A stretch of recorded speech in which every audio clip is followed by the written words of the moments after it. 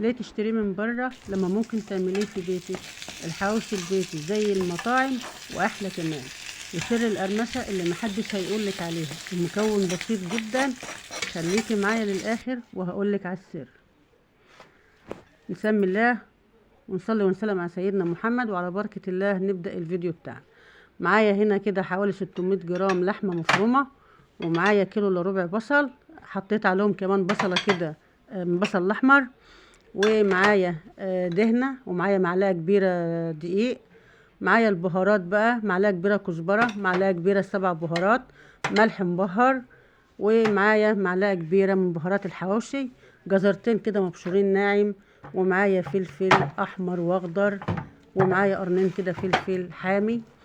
لو انت عايزاه سبايس اكتر من كده بتضيفي عادي. معايا كمان معلقة كبيرة توم مفروم. اول حاجة كده هنزل بالبصل في الكبة بتاعتي، وبعد كده الفلفل الاحمر والاخضر، حطيت عليهم كده معلقة الثوم المفرومة. البصل الاول طبعا علشان يتبصل كده ويتفرم الاول شوية، لان هو بياخد وقت عن الفلفل والجزر كده مبشور. ضفت عليهم الجزر. الجزر ده انا ببشره بالمبشرة عادي ناعم خالص.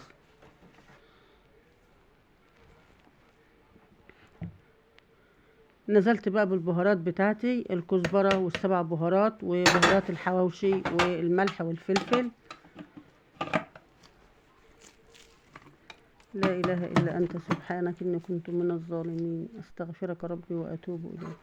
اديتهم كده ضربة خفيفة بالكبة، وهنا كده نزلت باللحمة المفرومة. انا لقيت الكمية كبيرة على الكبة فقسمتها على مرتين. نزلت هنا كده بالدهنة، ممكن ليا ضاني او اي ليا موجودة عندك، انا عندي الدهن ده فنزلت بيه، بيدي الحواوشي كده طعم جميل.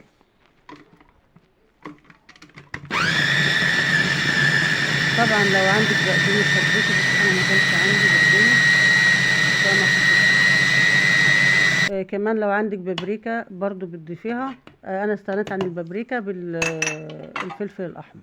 هنا كده معلقه كبيره هرميه من الدقيق علشان تمسك الخلطه كلها كده وما تقعش من العيش.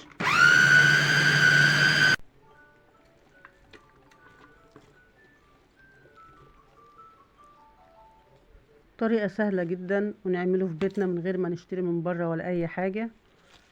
الطريقه دي هتعتمديها ان شاء الله وهتعمليها كل يوم. كده دي الكميه اللي طلعت عندي ما شاء الله لا قوه الا بالله.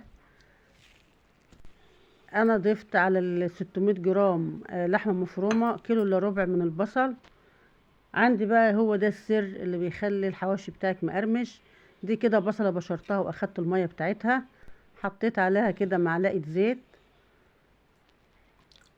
ومعلقتين سمنه، سيحتهم كده ونزلت بيهم عليها. هقلبهم بقى في بعض مع معلقه كده كزبره كبيره، معلقه كبيره كزبره، ومعلقه كده ملح مبهر، وقلبهم في بعض. وهنشوف دلوقتي احنا هنعمل بهم ايه. ده السر اللي هيخلي الحواوشي بتاعك مقرمش وجميل جدا، مقرمش من بره ومن جوه طري جدا. انا عندي ده العيش البلدي. اهم حاجه انا نفضته من الرده كويس جدا عشان الرده دي ما تتحرقش كده مني في الصينيه او في الطاسه اللي انا هعمل فيها. فتحته بالطريقه دي كده، وهبدا بقى احشيه باللحم المفرومه. دي الخلطه بتاعت الحواوشي بتاعتي. اهم حاجه ما تكتريش الحشو جوه في العيش علشان يستوي كويس معاكي زي المطاعم بالظبط. يعني هي المطاعم ما بتحطش فيه خلطه كتير، السمك ده كده. هبدأ بقى اخلص كل الكمية ديت ما شاء الله عملت لي 18 رغيف، وفاض معايا كمان خلطة. كده انا خلصت كده دول كده 18 رغيف هما، ودي اللي باقي عندي من الخلطة بتاعه الحواوشي. عندي هنا جبنة موزاريلا، هعمل نص الكمية بالجبنة والنص التاني هسيبه كده بالخلطة بس من غير الموزاريلا. لو وصلت معايا لحد هنا اتمنى منك متابعة القناة ولايك للفيديو، والتسعة الباقيين سبتهم من غير جبنة.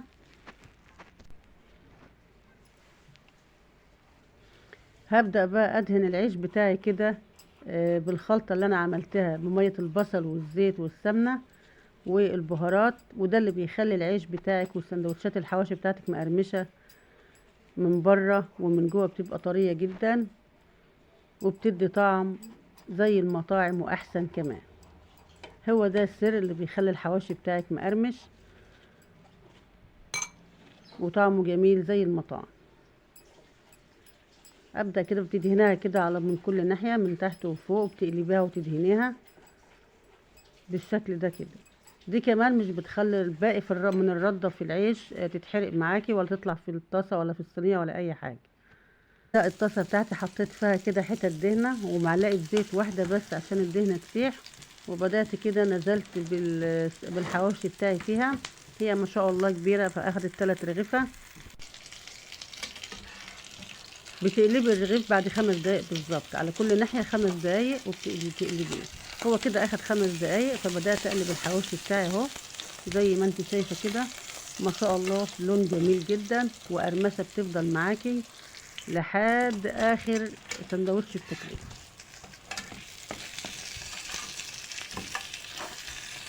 10 دقايق وبتطلعي الحواوشي بتاعك وبتبداي تحطي غيره. هو كده اخد معايا 10 دقايق، كل ناحيه 5 دقايق بس. وخلصت كده الفحمه حطيت عليها كده زيت وغطيتها. لو انت عندك بقى ورق فويل، عندك بلاستيك، عندك اي حاجه كده. انا ما كانش عندي، فحطيت عليها الصينيه على طول يا دوب كده، وقمت شايلها من عليها تاني. هتديني بس ريحه وطعم الفحم. وبرفع الصينيه عادي تاني، مفيش اي حاجه.